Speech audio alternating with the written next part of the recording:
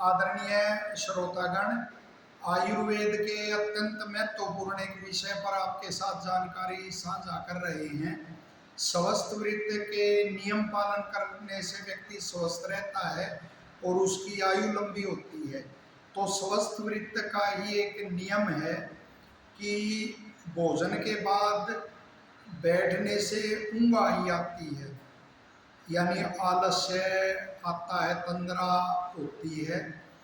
और यदि भोजन के बाद हम लेटते हैं तो उससे पुष्टि होती है, मोटापा बढ़ता है। और यदि भोजन के बाद हम दौड़ते हैं तो लिखा हुआ है फिर मृत्यु साथ दौड़ती है। यानी भोजन के बाद तुरंत बाद व्यायाम करना और दौड़ना आदि या कोई भार आदि उठाना, ऐसे कार्य कुछ समय तक के लिए नहीं करना चाहिए। कम से कम घंटा भर ऐसे कार्यों को टाल देना चाहिए। यहाँ तक कि लिखा हुआ है कि पढ़ाई को भी 48 मिनट तक वो नहीं उसमें करना चाहिए।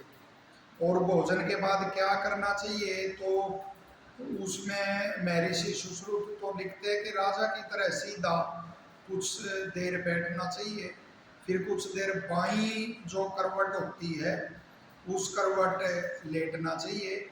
और टहलना, भोजन के बाद टहलने से आयु बढ़ती है, उसमें स्पष्ट आयुर्वेद में आता है। तो जो शाम का रात का भोजन है, रात के प्रथम प्रहर में ही भोजन कर लेना चाहिए। तो उसके बाद तो वृद्धों से भी आपने सुना होगा और लिखा हुआ कि 100 कदम कम से कम तो अवश्य ही टहलना चाहिए। तो भोजन संबंधी ये नियम है, भोजन के बाद क्या करना चाहिए और क्या नहीं करना चाहिए, आवश्यक जो नियम है स्वस्थ वृत्त के। और पूरी आशा है यह जानकारी आपको अत्यंत उपयोगी लगेगी और लोक हित में इसे साझा करोगे। धन्यवाद।